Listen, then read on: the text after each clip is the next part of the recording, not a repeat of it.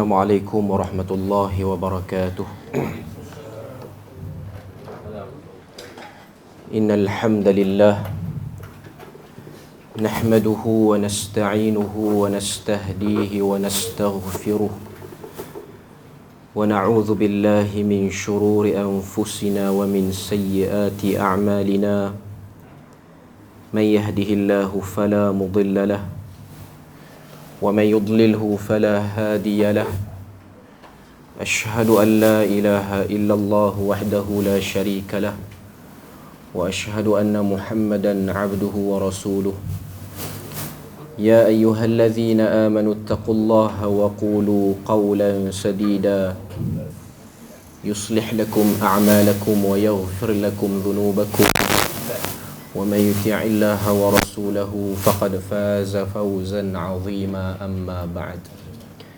Alhamdulillah, syukur pada Allah Azza wa Jal kerana dengan rahmat dan juga limpah kurnia yang Allah Ta'ala berikan, dapat kita bersama pada pagi ini menyambung perbahasan daripada bacaan pelik dan ganjil dalam salat namun sahih. Terakhir kita berhenti muka surat 69, zikir rukuk dan sujud yang ketiga, Subhanazil Jabarut. Jadi kita dah melepasi dua riwayat untuk bacaan dalam rukuk dan sujud. Untuk bab yang ketiga ni dia compile sekali dengan bacaan sujud, maknanya rukuk dan sujud dia letak sekali. Okay, jadi untuk tidak panjang cerita, kita terus masuk pada riwayat bagi bacaan rukuk dan sujud yang ketiga ni. Sami'tu Auf bin Malik yaqul qumtu ma'a Rasulillah sallallahu alaihi wasallam laylatan falamma raka'a makatha qadra suratil baqarati yaqulu fi ruku'ihi subhanadzil jabarut wal malakut wal kibriya'i wal 'azamah. Maksud dia, Auf bin Malik al-Ashja'i rahimahullah radhiyallahu anhu bercerita, saya salat bersama dengan Rasulullah sallallahu alaihi wasallam pada satu malam. Apabila baginda rukuk dalam kadar bacaan surah Al-Baqarah.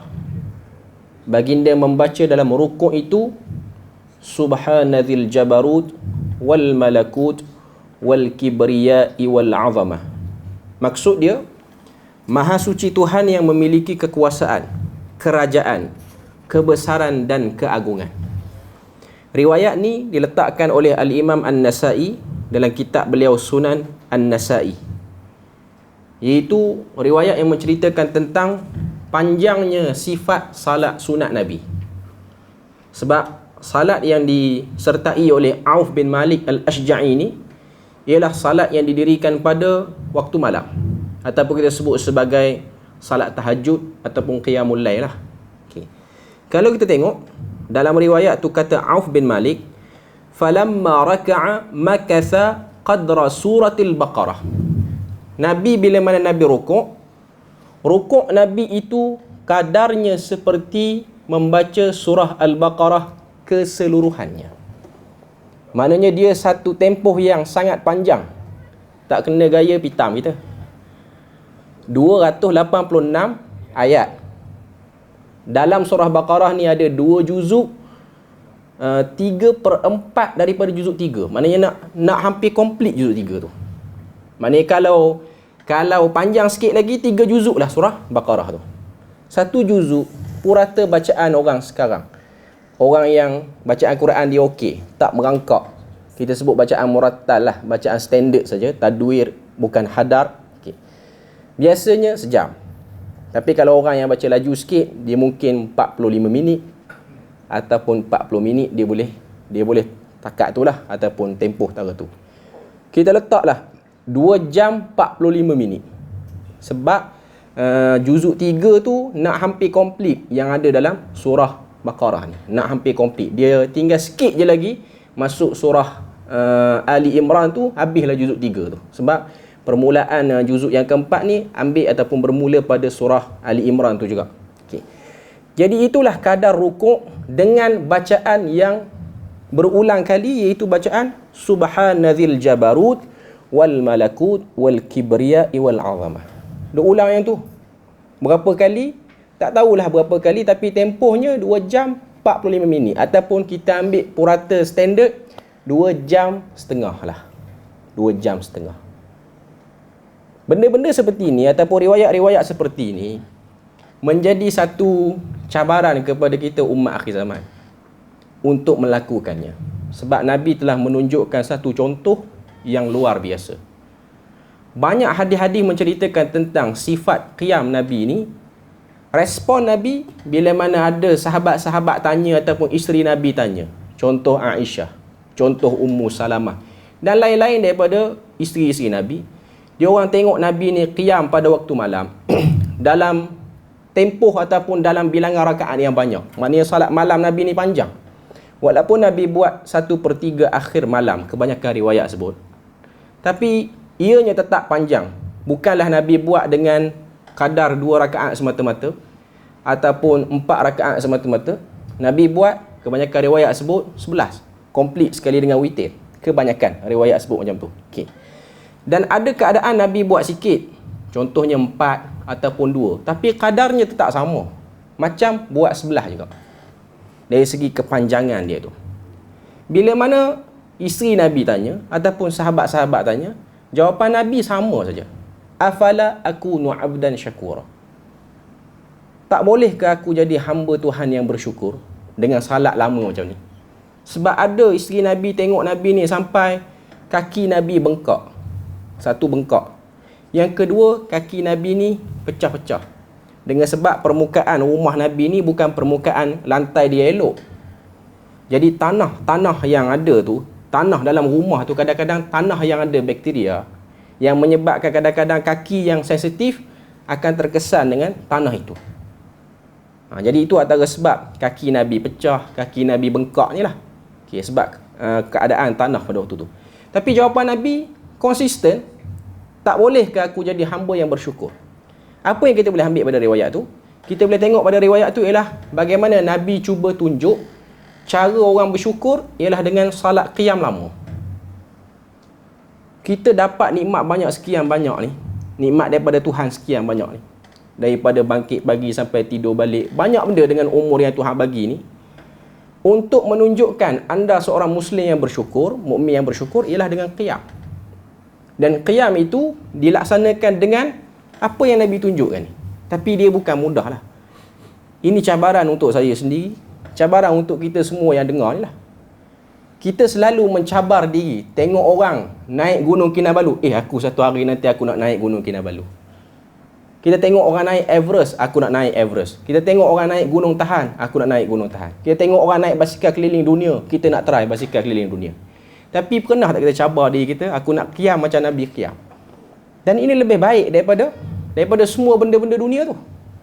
Ianya lebih baik daripada semua keinginan-keinginan dunia yang mungkin orang berkeinginan nak buat benda tu. Bahkan kalau kita tengok sifat ibadah Nabi ni luar biasa, bukan setakat salat sunat. Ada riwayat daripada Ubadah bin Samit, ada riwayat daripada Urwah bin Zubair yang pernah ditegur oleh sahabat-sahabat. Sebab Urwah bin Zubair ni dia tabi'in, dia tak sempat dengan Nabi, tapi dia hidup pada zaman sahabat-sahabat ni duk ada lagi.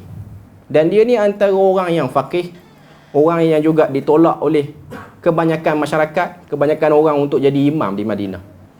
Dia pernah jadi imam maghrib, salat maghrib, dia baca surah pendek. Surah-surah biasa macam imam-imam tempat kita sekarang duk buat. Baca surah-surah daripada juzuk 30, baca Mu'awwizatain ke, baca Wattini Wazzaitun ke, apa saja surah-surah yang pendek, surah-surah yang memang kita semua lazim hafal. Ditegur oleh seorang sahabat, Urwah ni.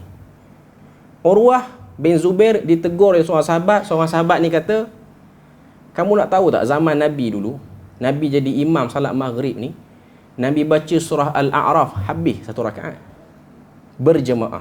Al-A'raf berapa ayat? 206 ayat. 206 ayat, lebih kurang 23 ataupun 24 muka surat dalam cetakan mushaf sekarang. Tuan-tuan boleh bayang, imam maghrib dengan sekarang ni buat macam tu. Kuliah maghrib tak ada orang tu. Sebab sekarang ni kan maghrib dengan isyak kan dia singkat. Memang orang kata apa, bukan waktu yang panjang. Itulah ibadah Nabi.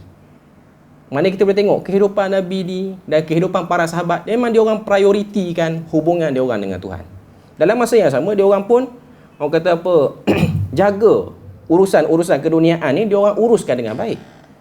Cuma nak sebutnya ialah salat memang betul-betul terpasak kemah dalam hati Nabi, terpasak kemah dalam hati para sahabat, sehingga ada apa-apa saja dia orang akan dahulukan salat. Sebab tu antara salat yang Nabi suka buat ialah salat malam. Ini tanda orang bersyukur. Nabi prioritikan salat jemaah. Ada apa-apa masalah, Nabi bangkit salat 2 rakaat ataupun disebut sebagai salat sunat mutlak ataupun salat tatawwu'. Ini bukan Nabi Muhammad je buat. Nabi-nabi terdahulu pun macam itulah. Maknanya salat ni memang betul-betul menjadi hubungan yang jambatan yang paling ampuh untuk mengeratkan satu orang hamba tu dengan Tuhan dia. Sebab tu Nabi tunjuk pada kita dan mempelbagaikan pada kita contoh-contoh bacaan-bacaan supaya kita tahu salat ni dia bukan hanya satu pattern bacaan dia, tapi banyak benda kita boleh sebut dalam salat tu. Bila mana kita tengok riwayat-riwayat ni, sebenarnya dalam buku kita ni dia taklah cover semua lagi riwayat-riwayat yang dah ada dalam kitab-kitab hadis. Kalau kita buat perbandingan dengan Hisnul Muslim, perisai Muslim, riwayat dalam perisai Muslim lagi banyak berbanding dalam buku ni. Kalau kita buat perbandingan dengan Al-Adhkar lagi banyak. Kalau kita buat perbandingan dengan Amalul Yawmi wal Lailah oleh Al-Imam An-Nasa'i pun lagi banyak. Cuma yang dah dicadangkan oleh Wahf Al-Qahtani yang menyusun Hisnul Muslim tu, perisai Muslim tu, itu pun kita rasa dah banyak lah tu. Sebab kalau kita buka doa selepas selesai daripada baca tahiyat sebelum beri salam, riwayat dalam Hisnul Muslim dia datangkan 11 riwayat. Doa iftitah dia komplit 9 riwayat ataupun 8 riwayat dia datangkan. Cuma nak katanya dalam buku kita ni tak datangkan semua.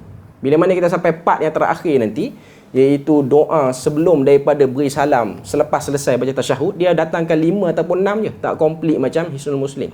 Tu pun kita rasa macam penat nak hafal, banyak nak hafal. Tapi itulah manifestasi seorang hamba, apatah lagi satu orang yang dia nak rasa diri dia dekat dengan Tuhan, dekat dengan ajaran Nabi. Inilah benda yang kita kena buat. Macam-macam mana pun kita kena ada satu usaha, kita kena cabar diri kita untuk kita buat semua benda yang ada, paling kurang yang ada dalam buku ni lah. Nak pergi ke buku lain dipersilakan, nak try dalam Al-Azkar pun boleh. Al-Azkar tu ada lebih kurang 1600 ataupun 1700 zikir keseluruhannya dalam kitab tu untuk kita buat. Tapi saya duk terfikir setiap kali, sebab saya mengajar dekat Al-Azkar ni, mengajar online dengan satu syarikat di Terengganu. Walaupun di Perlis saya masih lagi duk mengajar, ada satu grup di Terengganu ni. Dah berapa tahun dah. Dah ada beberapa orang pegawai tu dah pencen dah. Kerana lamanya kuliah tu. Minggu lepas orang pencen dah. Yang menganjur tu dah pencen dah pun. Datang generasi baru dah. Tak habis lagi. Kita masih lagi pada hadis yang ke-400 lebih. Tak sampai lagi. Tak sampai 1000 pun lagi. Separuh pun tak sampai lagi. Cuma nak katanya banyak ya pengamalan tu. Saya duk tengok lah pengamatan saya sendiri. Kita duk renung kitab-kitab yang menghimpunkan zikir para Nabi ni, zikir-zikir yang diamalkan oleh Nabi dan para sahabat. Kalau kita buat semua, tak sempat nak bergosip apa ni. Tak sempat nak buat apa pun tuan-tuan. Kalau kita buat semua ni, tak ada apa yang kita, tak ada ruang. Tuan-tuan nak tengok telefon sekejap pun tak boleh. Nak buat itu pun tak boleh. Sebab semua gerak-geri ni ada bacaannya. Sebab tu Nabi sangat-sangat memberikan perhatian dalam bab satu orang Muslim ni dia kena berzikir. Dia kena banyak berzikir pada Allah Azza wa Jal. Sebab itu saja cara untuk dia eratkan hubungan dia dengan Tuhan. Dalam hadis kalau kita tengok, Nabi ni kalau masuk tandas, Nabi suruh kita baca doa, Allahumma inni a'udzubika minal khubuthi wal khaba'ith. Ya Allah, aku berlindung daripada syaitan jantan dan juga syaitan betina. Ada khilaf di kalangan para ulama definisikan khubuthi wal khaba'ith tu apa. Ada yang kata itu kekotoran yang spesifik lah, kekotoran apa-apa sajalah. Okay.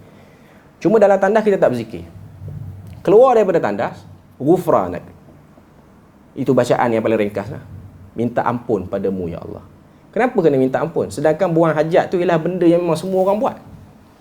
Sebab para ulama kata, masuk tandas, tak sebut apa-apa, itu pun sudah dikira lalai. Tak ingat apa-apa. Tak boleh sebut Tuhan ni, bimbang kelalaian akan masuk cepat dalam hati kita. Sebab tu keluar daripada tandas tu, minta pada Tuhan. Ufrana. Sebab tu ada orang, dia budayakan, kalau zaman tak ada smartphone ni, dulu bawa buku duduk dalam tandas.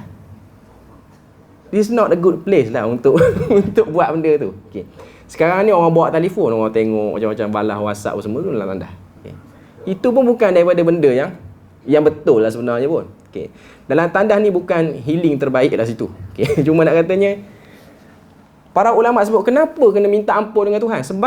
Sebabnya waktu tu kita tak boleh sebut apa-apa pun. Dia melalaikan.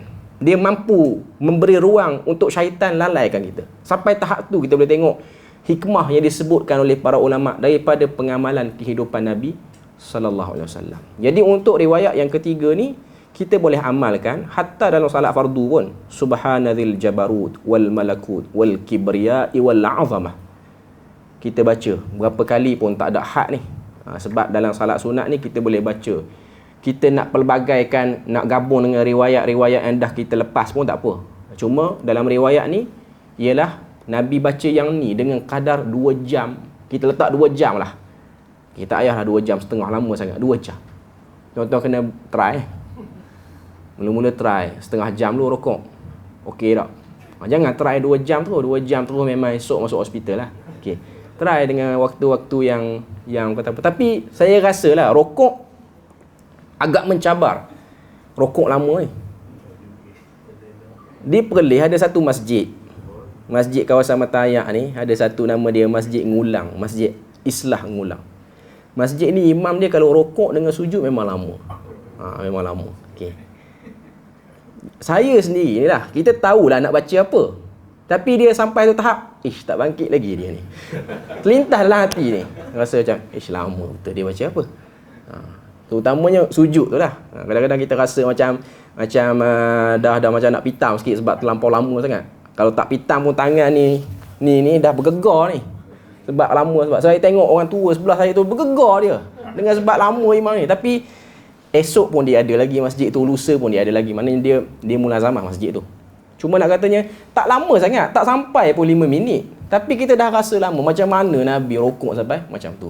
Maknanya dia sangat-sangat selesa dengan salat ni. Dia sangat seronok dengan salat. Sehingga dia rasa macam sekejap walaupun benda tu lama hakikatnya untuk kadar kebiasaan kita sekarang. Kita tengok keterangan muka surat 70. Dia tak ada banyak sangat huraian. Menurut Profesor Dr. Khalid bin Uthman As-Sabt, perkataan Al-Jabarut selain bermaksud kekuasaan, ia juga bermaksud memperelokkan. Ini merujuk kepada sifat Allah Subhanahu Wa Taala yang memperelokkan sesuatu perkara seperti memperelokkan kehidupan orang yang ditindas. Maknanya hikmah ataupun pemahaman yang kena ada waktu sebut Subhanadzil Jabarut. Dialah Tuhan yang memiliki kuasa. Bermakna kita memahami bahawa kekuasaan itu bertujuan untuk memperelokkan sesuatu, bukannya membinasakannya. Bila mana ada kuasa, kuasa tu digunakan untuk memperelokkan. Jadi Allah Ta'ala ni kuasa dia jadikan hamba-hamba dia dekat. Tapi Allah Ta'ala ni dia beri pada kita ikhtiar. Kita nak jadi orang yang nak elokkan diri ke, ataupun nak jadi orang yang biasa saja, tak nak buat apa-apa upgrade. Sama ada upgrade duniawi ataupun upgrade akhirat, kita tak nak buat. Sebahagian pengkaji ilmu mengaitkan nama Malak Jibril dengan lafaz Al-Jabarut. Hal ini bersesuaian dengan peranan Malak Jibril yang memperelokkan hal ehwal manusia dengan menurunkan wahyu kepada Nabi sallallahu alaihi wasallam. Malak tu sebab satu malaikat memang bahasa Arab panggil malak. Cuma kita orang Melayu kita banyak guna perkataan malaikat lah. Bagi saya nak panggil malaikat pun tak apa. Sebab malaikat dalam bahasa Arab bermaksud banyak, bukan satu malaikat. Malaikah tu jamak, plural dia. Malak satu malaikat. Tapi kalau kita tulis macam ni, orang akan pelik, apa hal jadi malak pula sini? Tak ada apa pun. Dia hanya terjemahan daripada bahasa Arab ke bahasa Melayu untuk penggunaan pada Jibril, seorang malaikat Jibril ni, satu malaikat Jibril. Zikir, rukuk dan sujud yang keempat, subuhun qudusun. kana Rasulullah sallallahu alaihi wasallam yaqulu fi ruku'ihi. Rasulullah sallallahu alaihi wasallam pernah membaca dalam rukuk baginda, Subuhun Quddusun Rabbul Malaikati war Ruh. Maha suci, maha bersih Tuhan kepada malaikat dan juga ruh. Bacaan ni dia lebih kurang dengan bacaan selesai salat witir. Lebih kurang. Okay, tapi ini dibaca dalam rukuk. Ini yang disebutkan oleh Al-Imam An-Nasa'i. Kita tengok keterangan muka surat 72. Keterangan Imam An-Nawawi dalam syarah Sahih Muslim. Wa ma'na subuhun al-mubarri'u minan naqa'isi wasyarik wa kulli ma la yaliqu bil ilahiyah wa quddusun al-mutahharu min kulli ma la yaliqu bil khaliq. Maksud subuh, tiada sebarang kekurangan dan kesyirikan. Maknanya Allah Azza wa Jal tak ada apa-apa benda yang kurang pada zatnya, serta tiada sebarang nilai yang tidak selayaknya untuk Tuhan. Tak boleh nak, orang kata apa, nak menisbahkan apa-apa saja benda yang kurang pada Tuhan lah. Tak boleh. Tak boleh terlintas apa. Sebab tu para ulama bersungguh-sungguh memerangi golongan yang melakukan takwil, ta'til, apa-apa saja benda-benda yang memesongkan daripada makna asal, yang boleh kita terfikir lain sikit daripada maksud sebenar apa yang ada dalam nas. Nas kata Tuhan maha melihat, maha mendengar. Tak perlu bincang. Tuhan ni dia mendengar macam mana? Ada bunyi, dia perlukan pada gelombang bunyi ke? Kena ada gegendang telinga ke? Yang tu tak perlu. Just cukup tahu Tuhan maha mendengar. Lepas pada tu bila mana jumpa ayat-ayat Tuhan, Tuhan kata dia maha melihat. Dialah Tuhan yang berkata-kata dengan hamba-Nya. Macam mana? Wa kallamallahu Musa taklima. Allah Ta'ala berkata-kata dengan Musa. Berkata-katanya Allah Ta'ala tu, adakah ada bunyi? Kalau ada benda-benda macam ni, dia macam menyerupai makhluk. Tak perlu bincang. Hakikatnya ini ialah satu, orang kata apa, garis merah yang tak boleh disentuh pun.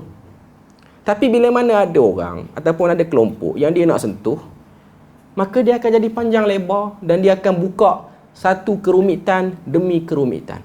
Satu kata apa, kekeliruan demi kekeliruan. Akhirnya bincang dan kita akan tengok makin banyak benda-benda berbelit yang akan keluar. Sebab tu pendirian para sahabat, pendirian Nabi sendiri pun dia orang tak bincang bab ni. Yang penting satu teori yang dah lengkap Tuhan sebut, laisa kamitslihi syai'. Itu ialah dia punya penutup dia. Kita baca surah Al-Ikhlas, Tuhan sebut walam yakul lahu kufuwan ahad. Itu pun penutup dia. Tak payah bincang apalah pun. Hakikatnya.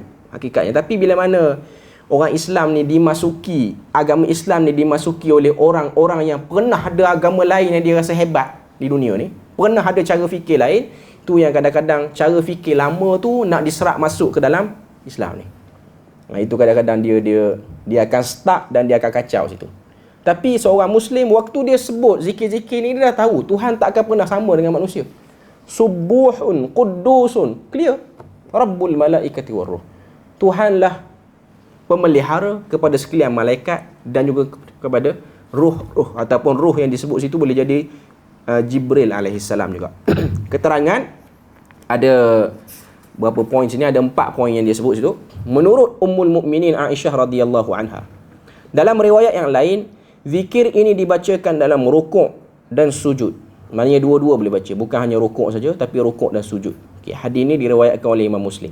Poin yang kedua, ada ulama menafsirkan subuhun dengan makna menyucikan Allah, manakala Quddus membersihkannya serta mengagungkannya. Itu hanya elaboration untuk makna subuhun dan Quddusun.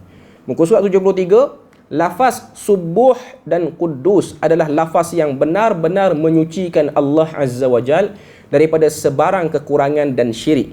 Bacaan ini menyamai bacaan para malaikat seperti mana yang disebut dalam surah Al-Baqarah, iaitu ayat wa nahnu nusabbihu bihamdika wa nuqaddisu lak qala inni a'lamu ma la ta'lamun. Ayat itulah maknanya tugas malaikat ni ialah bertasbih dan juga menyucikan Tuhan. Menyucikan Tuhan ni apa fungsi dia? Kita nak sucikan zat dia ke? Tak. Kita sucikan hati kita daripada sebarang kekeliruan. Tuhan dah suci dah pun. Dia tak perlukan kepada mana-mana pihak untuk sucikan dia. Dia kekal suci. Hati kita yang tak suci ni. Sebab tu kita boleh terfikir, kalau tengok Tuhan di akhirat ni, nak kena tengok pada arah mana, depan ke belakang. Tu tak suci tu. Itu bentuk-bentuk tiada kesucian dalam hati dia. Maknanya dia ada ruang, dia ada masa nak fikir. Dia ada orang kata apa, kecenderungan nak memanjang-manjangkan pada benda tu. Jadi bila mana kita tasbih pada Allah Azza wa Jalla, bila mana kita tahmid, bila mana kita sucikan Tuhan, manfaat tu kembali pada diri kita. Tuhan tak mengambil apa-apa manfaat daripada ibadah makhluknya ataupun hambanya. Tapi hambanya dan makhluknya lah yang mengambil manfaat pada ibadah itu. Tak rugi apa Tuhan, yang rugi makhluk tu saja. Dia kekal dengan keliru, dia resah hati dia, duk fikir pada benda yang tak perlu. Okay. Yang keempat, ulama berbeza pendapat dalam mendefinisikan maksud ar-ruh. Ada 3 pandangan dia sebut sini. Yang pertama ialah roh itu merujuk pada malaikat Jibril alaihissalam. Ia dinamakan roh kerana roh-roh dan jiwa-jiwa kita semuanya hidup disebabkan Jibril alaihissalam yang menurunkan Al-Quran kepada kita. Mungkin inilah pendapat yang paling kuat. Maknanya Rabbul Malaikah, Tuhan kepada sekalian malaikat, waruh itu ialah Jibril, ketua kepada malaikat-malaikat. Yang kedua, roh segala manusia. Sebab memang kita punya komponen manusia ni ialah roh dan jasad. Ini berdasarkan ayat yang ke-38 surah An-Naba. Yang ketiga, roh juga bermaksud dengan Al-Quran. Sebab dalam Al-Quran ada ayat yang sebut Quran ini bersifat ataupun dianya mempunyai fungsi macam roh kepada manusia. Tak apalah nak pegang pada mana-mana pandangan pun, tapi ini antara zikir-zikir yang kita boleh selipkan waktu kita rukuk dan sujud. Terus pada zikir dan rukuk yang kelima. Zikir rukuk dan sujud yang kelima. Subhanakallahumma rabbana wa bihamdik. Hadis yang seterusnya ialah hadis yang diriwayatkan oleh Imam Bukhari. Kana Rasulullah sallallahu alaihi wasallam yukthiru an yaqula fi ruku'ihi wa sujudihi subhanakallahumma rabbana wa bihamdik Allahumma ighfirli. Maha suci engkau ya Allah Tuhan kami, dan pujian buat engkau, ampunilah aku. Ya Allah engkau ampunilah aku. Hadis ini riwayat Bukhari. Keterangan dia muka surat 75. Ada 4 poin yang diletak kat situ. Bacaan zikir ini bertujuan mempraktikkan perintah Allah Ta'ala dalam suratul Nasr ayat yang ke-3, iaitu fasabbih bihamdi rabbika wastaghfir innahu kana tawwaba. Maka ucapkanlah tasbih dengan turut memuji Tuhanmu dan mintalah ampun kepadanya, sesungguhnya dia amat menerima taubat. Sebenarnya fungsi tasbih ianya bukanlah semata-mata kosong. Dianya ada kaitan dengan hidup kita. Sebab ada satu ayat dalam Al-Quran, Allah Ta'ala sebut fasbir bima yaqulun. Ayat ni turun pada Nabi Muhammad waktu Nabi ni sempit dada betul dengan tekanan yang dikenakan oleh musyrikin Mekah. Tuhan kata fasbir bima yaqulun. Sabar terhadap apa-apa orang kata pada kamu. Dalam Quran ni ada 12 kali diulang perkataan fasbir khusus pada Nabi. Perkataan sabar tu ada 90 kali dalam Al-Quran. Tapi dia punya pengkhususan untuk Nabi saja, fasbir, sabarlah untuk Nabi saja tu, ialah 12 kali. Maknanya Nabi ni yang kental, yang hatinya telah dibasuh, jantung telah dibasuh oleh malaikat apa semua. Waktu-waktu sempit ni Nabi rasa tertekan juga. Ada satu ayat dalam Al-Quran Allah Ta'ala sebut fasbir bima yaqulun wasabbih bihamdi rabbika qabla tulu'i syamsi wa qabla ghurubiha. Bertasbihlah kamu kepadaku pada setiap menjelangnya terbitnya matahari pada waktu pagi dan tenggelamnya matahari pada waktu petang. Tasbih ni fungsi dia apa? Tasbih ni ialah memberi peningkatan pada sabar kita. Kita ni banyak benda tak sabar dalam hidup. Antara cara nak bagi balance sabar tu, nak top up sabar tu supaya dia lebih tebal dalam diri kita, ialah dengan banyak bertasbih kepada Allah Azza wa Jalla. Sebab tu kalau tuan-tuan perasan, kita naik kenderaan, apa bacaan dia? Subhanallazi sakhkhara lana. Perkataan subhana tu ada. Maha suci Tuhan yang memperjalankan kenderaan ini. Subhanallazi sakhkhara lana hadza wa ma kunna lahu muqrinin wa inna ila rabbina lamunqalibun. Kami tak ada daya upaya untuk mengawal sepenuhnya kenderaan ni, sebab kami semua akan balik pada kamu.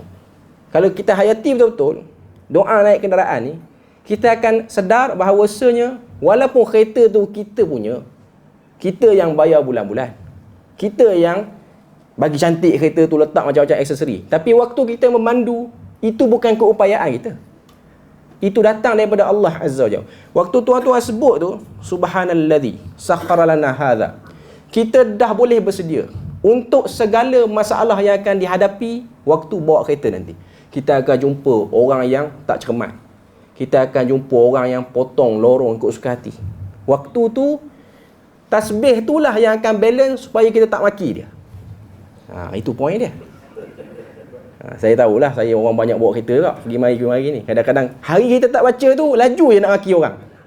Dia ni mangkap betul, potong situ, potong sini. Ni nak main game ke? Tadi atas dekat jambatan tadi, Pulau Pinang ni. Dia kawasan banyak, ada orang su. Dia ingat macam main game, dia pergi game. Hati ni tak sabar nak kata, dia ni dah lah kereta besar. Maknanya dia buat tu ikut suka hati dia. Ada motor belah kot tepi, kita tak perasan, blind spot kita apa semua. Ini semua memerlukan sabar. Memerlukan kepada kesabaran. Sebab tu, mula-mula naik kenderaan tu, kena baca benda ni. Kalau kita menghayati betul-betul, dia akan get balance benda tu. Dia boleh menyeimbangkan. Memang kita tak setuju dengan orang kata apa, dengan perangai sikap sebahagian orang yang tidak mematuhi undang-undang ni. Tapi mencaci maki orang tu tetap salah walaupun dia salah. Kita yang caci maki dia tu tetap salah juga. Sebab hak seorang manusia ni tidak boleh dicaci maki walaupun ianya benar. Hakikatnya. Walaupun benda yang dia buat tu, benda yang kita maki dia tu memang betul salah dia pun. Sebab manusia, dia jahat tara mana pun, dia pernah buat jahat hebat mana pun, dia tak boleh terima orang maki dia. Dia mungkin sedap maki orang, tapi orang maki dia, dia tak boleh terima. Dia akan ada konspirasi kerja jahat dia nak buat terhadap orang yang maki dia. Dia ada dendam kesumat yang dia bawa kerana makian-makian orang pada dirinya. Cuma nak sebut pada kita bahawasanya inilah ubat untuk kita top up sabar kita, iaitu dengan tasbih. Jangan minta sabar pada Tuhan, tasbih. Sebab Nabi larang kita ni minta pada Tuhan, ya Allah berilah aku kesabaran. Ada dua tempat dalam Al-Quran Allah Ta'ala cerita Nabi terdahulu, orang terdahulu dia minta sabar, iaitu para sahabat waktu perang Badar. Dia orang ni tengok tentera-tentera yang datang tengah bertembung di medan perang tu, Rabbana afrigh alaina sabra wa thabbit aqdamana wansurna 'alal qaumil kafirin. Ya Allah, penuhi diri kami dengan kesabaran. Yang ni boleh minta sabar sebab apa? Sebab memang diuji dah pun. Tengah kena uji dah. Okay. Tapi untuk kita santai, tak kenapa, duduk rumah, bangkit pagi, lepas pergi salat subuh, balik masjid, tiba-tiba teringat nak tambah doa pagi tu, ya Allah beri aku sabar. Keluar nanti orang pun langgar kita. Jangan minta sabar. Tapi tasbih. Tasbih saja. Nabi larang minta sabar. Nabi suruh kita tasbih, Nabi suruh kita Allahumma inni as'aluka al-afwa wal-afiyah. Yang tu Nabi suruh kita minta. Jangan minta sabar. Sebab Nabi pernah tegur sahabat, kalau kamu minta sabar, dalam erti kata lain, kamu minta untuk diuji. Dan tak semua orang mampu untuk menahan ujian. Yang kita nak pada Tuhan, waktu dia uji kita, kita okey terima ujian tu. Kita cepat move on. Kita ada kesabaran yang cukup. Itu benda yang kena ada. Jadi, bertasbihlah banyak-banyak. Dan kalau kita tengok, Nabi sendiri ni pun, sebelum tidur, Nabi ada riwayat dalam Al-Azkar. Nabi ni suka baca surah-surah Al-Musabbihat.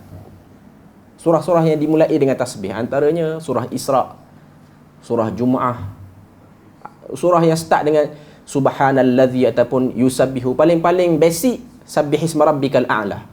Itu. Cuma dalam riwayat sebut, Nabi ni akan baca Al-Musabbihat. Maknanya bukan satu surah je lah daripada surah Al-Musabbihat ni. Nabi baca semua lah sebelum daripada tidur. Sebab apa? Sebab tu saya kata, kalau kita tengok amal hidup Nabi ni, penat kita. Penat kita.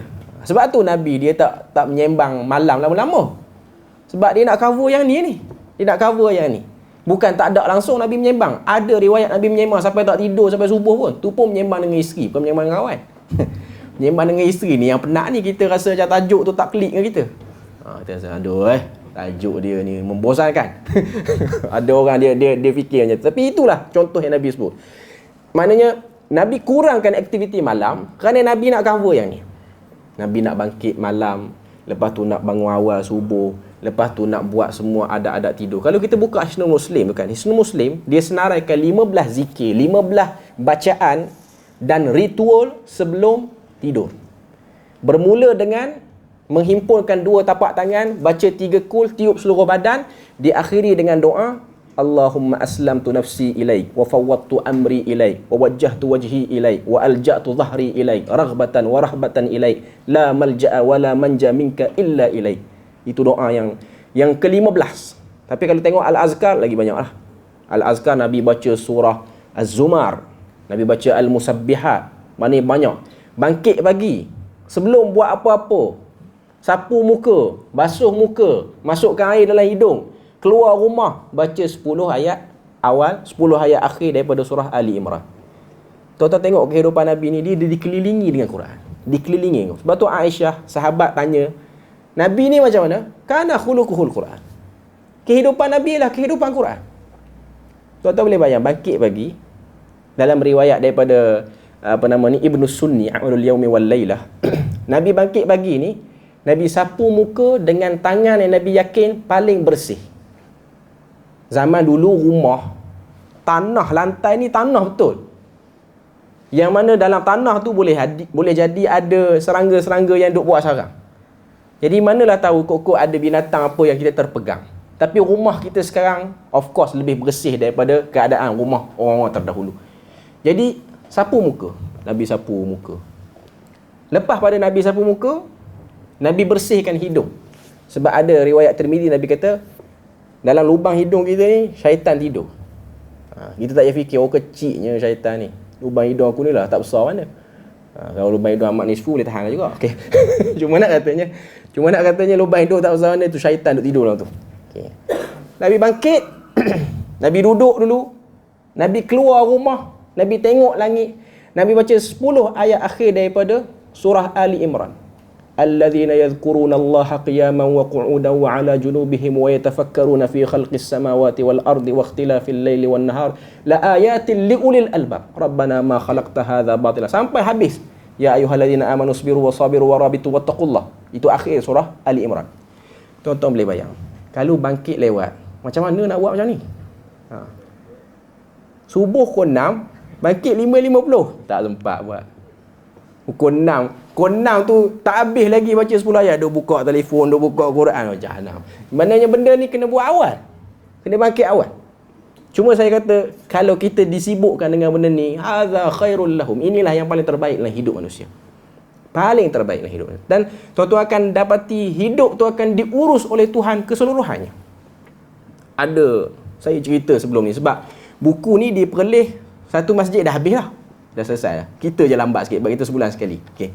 Cuma nak katanya, ada saya cerita, pengalaman saya di sebelum datang perlih, maknanya 3-4 tahun yang lepas lah. Saya ada kuliah di satu jabatan.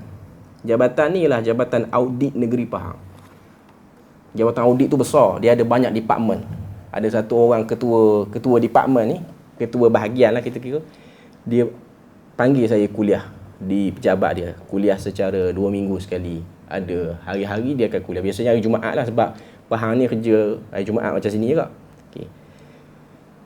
Saya tengok karakter orang yang panggil ni, dia dah pencen dah pun. Dah pencen dah. Karakter dia lain. Sebab apa? Sebab dia sangat menjaga salat dia. Saya pernah cerita, dah ada orang cut pun video ni. Okay. Dia ketua jabatan. Okay. Antara benda yang dia buat waktu dia naik sebagai ketua jabatan ni, dia ubah semua skedul mesyuarat mesti kena berhenti 40 minit ke setengah jam sebelum waktu salat untuk memberi persediaan semua orang salat berjemaah. Jarang ketua jabatan boleh buat macam ni. Sebab kebanyakan orang, bila mana dia mesyuarat, dah azan, mesyuarat je lah. Azan dikumandangkan dan mesyuarat diteruskan tanpa rasa apa-apa. Dan majoriti dalam tu ialah Muslim. Tapi dia ni berbeza.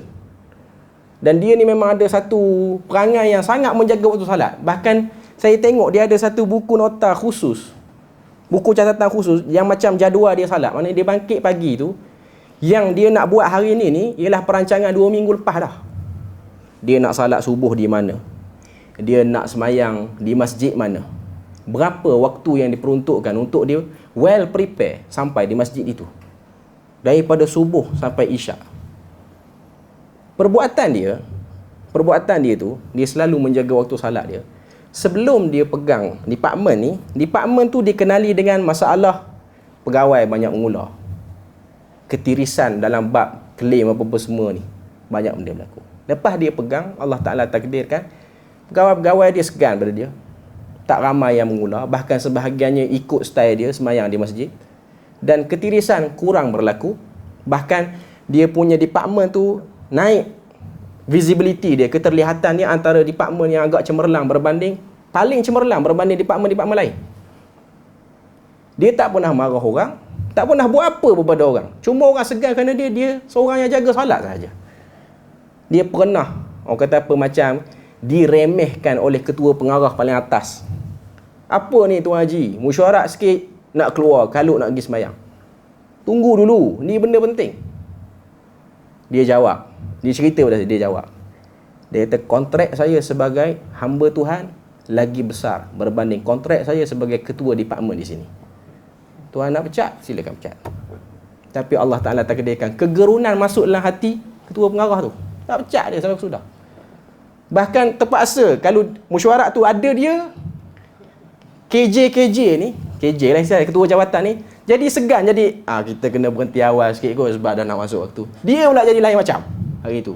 Tapi memang pretending, nampak berpura-pura lah. Tapi itulah kesan orang yang salat. Simatu ahli salat. Tuan-tuan tengoklah keberjayaan salafus salih yang terdahulu, macam tu lah. Imam Al-A'mash Sulaiman bin Mihran, guru pada Imam Bukhari. Imam Az-Zahabi kata 70 tahun daripada umur dia 70 tahun dia tak pernah, orang kata apa, lepas takbiratul ihram yang pertama, tak pernah. Imam Asy-Sya'bi dia sebut, aku tidak pernah mendengar azan salat selama 40 tahun 50 tahun ni melainkan aku dah ada dalam masjid. Aku bukan dengar di luar, aku dengar dalam masjid. Maknanya dia sangat prepare. Tapi saya tengok tu sebab saya nak cerita ni sebab itu contoh zaman kita. Ada orang yang kata zaman dulu boleh lah, mana ada pejabat kerajaan.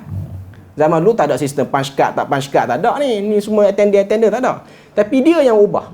Inilah yang disebut orang yang ada kuasa, dia yang ubah. Dia ada kuasa, dia ubah. Dia tak ubah satu unit tu, satu jabatan tu, dia tak mampu sebab kuasa dia terhad untuk department tu je. Dia ubah department tu. Allah Ta'ala beri kemudahan, Allah Ta'ala mudahkan urusan dia. Dan saya tengok dengan mata, kita pun jadi segan. Sebab kita kadang-kadang ustaz ni pun tak berapa jaga sangat benda ni. Tapi kita tengok tu jadi motivasi bagi kita untuk kita jaga. Dan dia bukan daripada latar orang yang belajar agama. Sebab tu tuan-tuan tengok para sahabat yang terdahulu, kaya lain macam, tapi dia orang jaga bab ni. Kekayaan dia orang kekal, jadi kenangan orang. Sebahagian sahabat dulu gubernur kepada tanah kawasan yang luas. Tuan-tuan tengok sekarang ni negara di dunia ni, negara apa yang tanah dia paling luas? Rusia paling luas. Tapi tidak akan sama dengan satu orang sahabat yang jadi gubernur, tanah dia orang lagi luas daripada tanah Rusia tu. Dia orang mengurus takbir manusia, dalam masa yang sama jaga salat. Sebab tu ubat kepada segala masalah di dunia ni, masalah moral ke, masalah hubungan perkahwinan ke, masalah orang nak tipu kita, orang nak buat apa-apa, masalah yang bejat dalam masyarakat ni lah. Last sekali kita akan tengok problem ni ialah pada salat itu. Problem dia ialah daripada salat tu. Jadi kalau orang boleh jaga, lain macam pada ni. Dia akan tengok perubahan akan berlaku.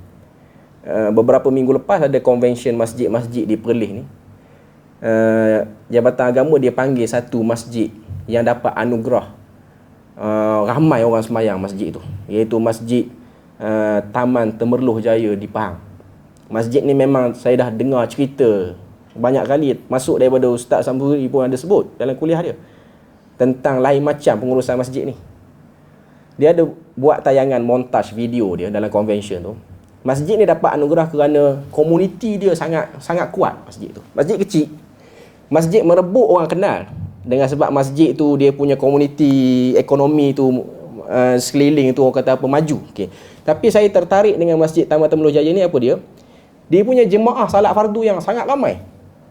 Kalau tuan-tuan datang salat subuh di situ, sekarang subuh 6:01 kan. Kita datang pukul 5.40, saf pertama dah penuh dah untuk masjid tu. Inilah bukti orang yang pergi semua sebut benda yang sama. Kalau macam masjid-masjid tempat kita ni, datang 5 minit sebelum pun memang boleh duduk. Bukan setakat boleh duduk, boleh baring pada saf pertama tu. Boleh baring, boleh hampa apa-apa pun kita nak hampa. Tapi masjid tu, dia letakkan bukti dia. 5 minit sampai ke tengah lah. Maknanya, sampai ke tengah, dia macam sembahyang Jumaat betul, subuh dia tu. Memang cukup ramai. Tapi, benda tu taklah menarik hati saya sangat sebab ialah baguslah. Tapi ada benda yang saya tengok, kesan daripada salat tu. Apa yang tertarik dalam video tu, susunan slipper yang sama dalam jemaah yang ramai tu. Dia berjaya mengubah attitude orang juga. Bukan setakat ramai, bukan setakat bangga orang ramai yang datang. Saya tak tahu apa yang dia sebut, tapi sebab ruang yang dia bagi tu sikit untuk kawan tu cerita. Dia ada senaraikan 9 benda yang dia baiki waktu mula-mula dia jadi pengurusi. Satu orang doktor lah, dia doktor PhD yang jadi pengurusi tu. 9 benda dia senarai, tapi waktu tak banyak pada waktu tu. Saya tengok susunan slipper dia tu sama. Kita masjid, ada masjid ramai orang. Tapi slipper ni memang haru biru dah belakang lah. Macam-macam orang tindas slipper orang ni, orang tindas slipper. Tapi dia punya slipper tu sama. Sama betul. Dalam keadaan jemaah yang ramai. Saya bercita-cita lah nak pergi tengok macam mana masjid tu dia buat pengurusan. Cuma saya nak katanya, itulah kehebatan orang Islam daripada pengurusan hidup dia. Kalau dia boleh susun salat, Tuhan akan susun semua hidup dia. Sebab Tuhan minta yang tu, Tuhan tak minta benda lain. Sebab tu kita tengok kebimbangan para sahabat pun salat. Tuan-tuan baca hadis, Nabi cerita Dajjal akan keluar akhir zaman, yang mana satu hari itu seperti setahun, satu hari seperti sebulan, satu hari seperti seminggu, satu hari seperti hari-hari yang lain. Soalan sahabat apa dia? Kami nak salat macam mana? Sahabat tak tanya, Dajjal ni pakai pistol jalan tak kalau bunuh? Tak tanya. Dajjal ni macam mana kita nak buat macam dia? Ataupun kita carilah pulau yang dia duk ikat tu, kita pergi bunuh siap-siap. Tak ada. Soalan sahabat satu saja. Kami nak salat macam mana pada hari yang satu hari macam setahun tu? Tuan-tuan tengok. Sahabat ni, dia orang majoriti masuk Islam dah berumur dah. Majoriti. Maknanya dah lepas usia balik. Sebab ada orang kata nak bagi sebati salat ni kena ajar pada kecil. Ya, saya setuju benda tu sebab memang dalam buku ni pun dia ada sebut. Muru auladakum bis salah. Didik anak kamu untuk salat. Tapi sebahagian sahabat ni dia orang masuk Islam dalam usia yang dah agak, sebahagiannya dah tua dah pun. Tapi jiwa dia orang dengan salat tu dia lain. Macam kita sekarang, tanpa kita spesifik pada mana-mana orang, kita sebut umum muslimin sekarang, membesar daripada keluarga Islam, membesar daripada family yang dah Islam. Tapi kadang-kadang ada sebahagian keluarga muslim ni, dia tak rasa besar pada salat tu. Dia salat tapi biasalah. Sebab tu Nabi sebut, sebab tu Quran pun sebut, salat ni dia berfungsi sebagai penghalang kepada fahsyak dan munkar. Surah Al-Ankabut, innas salata tanha 'anil fahsya'i wal munkar wa la dzikrullahi akbar wallahu ya'lamu ma tasna'un. Ketahuilah salat itu akan menghalang kamu daripada fahsyak dan juga munkar. Salat yang macam mana sebenarnya? Salat yang ada preparation sebelum masuk waktunya. Itu kebanyakan para ulama sebut macam tu. Sebab kalau satu orang dia salat di hujung waktu ataupun dah lama masuk waktu, dia ada waktu untuk dia lara lagi. Tapi kalau macam Tuan Haji tadi tu, yang ketua jabatan tu, masa mana dia nak lara? Sebab setengah jam memang saya nampak dia gelisah betul. Tapi biasanya 1 jam sebelum, dia nampak dah ada preparation nak pergi tu. Dah ada lah. Dah nampak orang yang dah bersemangat nak pergi. Tuan-tuan boleh bayang, 1 jam sebelum salat ataupun 40 minit sebelum salat, dia dah ada kebersediaan macam tu dan dia solat on time. Dan memang Tuhan ni dia akan beri kekhusyukan pada orang yang buat preparation macam ni lah. Kita baca surah Jumaat, Allah Ta'ala sebut, bila mana datangnya hari Jumaat, apa dia kata? Fas'au ila zikrillahi wa dharul bai' wa idza nudiya lis-salati min yaumil jum'ati fas'au ila zikrillahi wa dharul bai'. Bila mana diserukan untuk salat Jumaat, bersegeralah kamu untuk salat Jumaat bersama dengan muslimin dan tinggalkan jual beli. Para ulama bahas, perkataan fas'au tu maksud dia apa? Bersegera dari segi apa?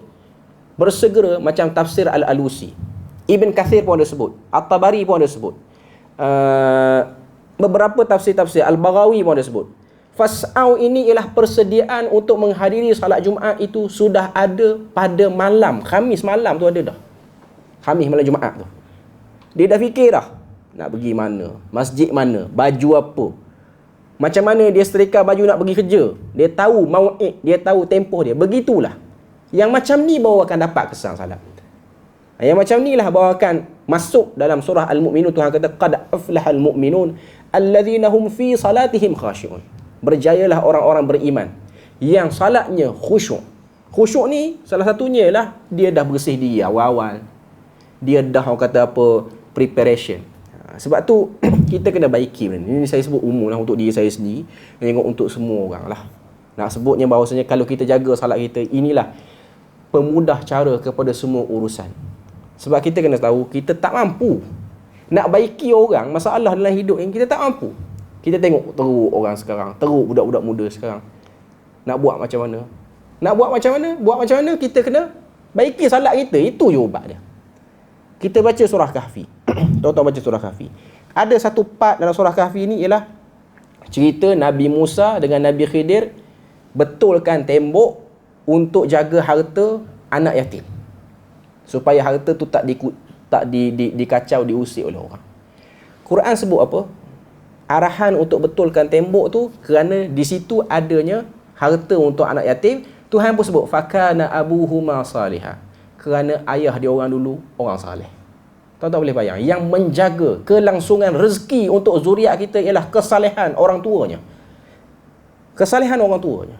Sebab tu tuan-tuan kalau risau anak belajar jauh, dia orang buat apalah kat saya, jauh pada mata saya, tuan-tuan baiki salat. Salat di sini.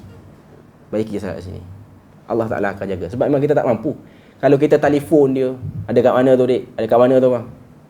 Dia annoying. Dia boleh tipu kita. Dia kata, ni dah ada masjid pada hari dekat mall. Dia boleh tipu. Tapi kalau kita jujur dengan Tuhan, Allah Ta'ala akan menjaga. Tuan-tuan percayalah, demi Allah, benda ni memang betul-betul terjadi pada salafus salih yang terdahulu.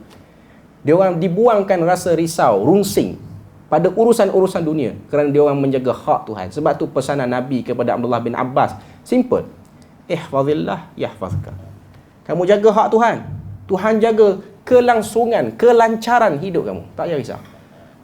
Ini saja yang diperlukan. Sebab tu antara tempat yang paling berusaha syaitan memutuskan kita daripada ambil berat ialah salat.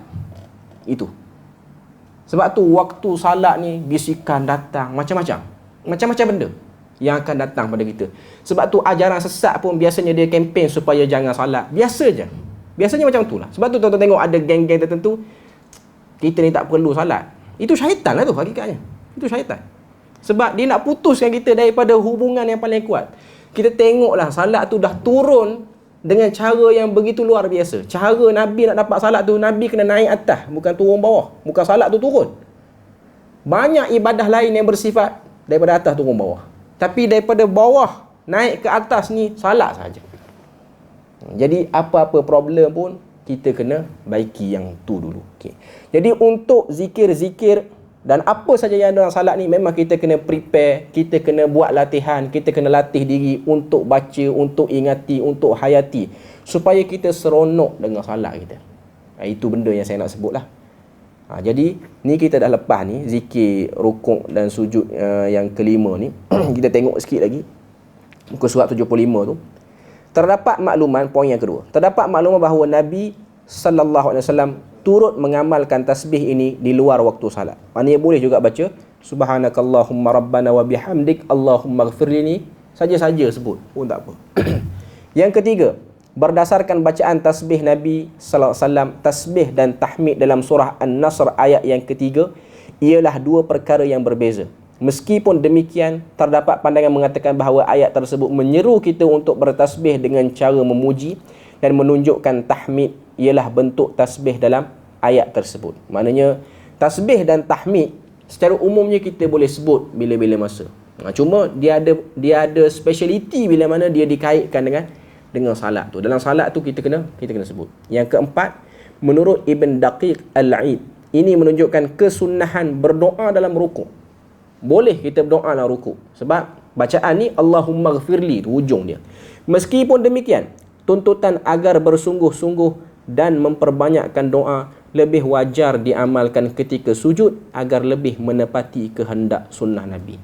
Maknanya kita baca waktu sujud itu lebih baik Tapi sebenarnya mengikut pandangan yang paling rajih, antaranya Syekh Muhammad bin Saleh Al-Utsaimin, dia lebih cenderung nak kata berdoa ni kalau dalam salat yang paling mustajab ialah sebelum salam. Lepas baca tasyahud akhir tu, sebelum salam. Itu waktu yang kita boleh gunakan peluang tu sebaik mungkin untuk kita berdoa dengan semua doa-doa para nabi dalam Al-Quran, termasuklah doa Rabbi ja'alni muqimas salati wa min dhurriyyati rabbana taqabbal du'a. Wahai Tuhan, jadikanlah diriku orang yang bersalat dan juga zuriatku semuanya orang yang bersalat. Engkaulah Tuhan yang memakbulkan permintaan. Ini doa ni kita boleh amal, kita boleh baca untuk kelangsungan diri kita dan kelangsungan zuriat kita. Zuriat ni bukan anak saja, selagi mana ada keturunan kita, selagi itulah mereka daripada kalangan orang yang mendirikan salat. Jadi bila mana kita ada salat sunat ke ataupun orang yang jadi imam ke, bagilah peluang untuk ajar dan bagi peluang untuk jemaah ni berdoa selepas daripada baca tasyahud tu. Sebab ada orang dia pulun nak berdoa lepas daripada salat tu. Bukan salah, tapi tuan-tuan boleh bayangkan, ada dua waktu yang kita diberi pilihan untuk berdoa, tapi satu waktu ni Tuhan kata ataupun Nabi kata mustajab lagi daripada satu waktu yang lain, iaitu dalam salat. Sebab sebaik-baik keberadaan makhluk atas dunia ni ialah dia berada dalam salat. Sebaik-baik keberadaan, waktu paling terbaik. Tiba-tiba dia tetap juga pilih nak berdoa selepas pada salat. Dia macam benda yang merugikan ataupun benda yang memenatkan. Dia macam orang suruh beli, isteri suruh beli telur 3 biji dekat kedai, dia pergi 3 kali. Tuan-tuan bayang suruh beli telur 3 biji, dia beli satu, dia balik rumah. Lepas tu keluar balik, beli pula yang kedua. Lepas tu balik pula rumah. Lepas tu keluar balik, yang ketiga balik. Lepas tu isteri dia, ni apa hal macam ni? Tak apa, yang penting 3. Yang penting 3 kali keluar pun tak apa. Ni tak cerdik orang panggil. Pukal habis waktu tu. Berdoalah sebanyak mungkin. Berdoalah sebanyak mungkin pada waktu. Jadi orang yang jadi imam ni dia kena bagi waktu sikit lah. Tapi payahlah, kadang-kadang imam pun dia memang jenis nak pulun doa lepas pada tu. Itu kadang-kadang masalah. Saya memang, kalau imam-imam yang muda dia perlis ni, kita pesan, jangan kalut nak bagi salam sangat. Bagi orang doa dulu situ. Tapi dengan syarat dia, kita kena ajarlah dalam, kita bagilah dekat ustaz-ustaz yang kuliah di masjid tu, suruh dia sebut sikit doa sebelum beri salam ni, besar fadilat dia apa semua. Terutamanya doa mengikuti apa yang Nabi doa tu, itu lebih mustahab. Cuma nak sebutnya ialah ini peluang-peluang berdoa. Dalam salat tu dia ada banyak ruang untuk berdoa, selain daripada rukuk, selain daripada sujud, dan ia juga pada sebelum beri salam tu. Jadi itu perbahasan dia. Saya rasa kita berpada situ ialah kot. Untuk zikir dan rukuk, zikir rukuk dan sujud yang ke-6 muka surat 76 tu kita sambung pada kali akan datang. Yang ni dia ada beberapa benda yang panjang untuk kita terang. Dia pendek je bacaan dia, tapi dia ada beberapa benda manfaat yang kita boleh hurai panjang lagi, yang itu kita simpan untuk kali yang akan datang. Cuma yang dah baki-baki ni kita berharap supaya Allah Ta'ala mudahkan untuk kita amalkan. Jadi kita berpada situ je. Moga Allah Ta'ala beri rahmat dan berkat. Subhanakallahumma wa bihamdik, asyhadu an la ilaha illa anta wa astaghfiruka wa atubu ilaik. Wassalamualaikum warahmatullahi wabarakatuh.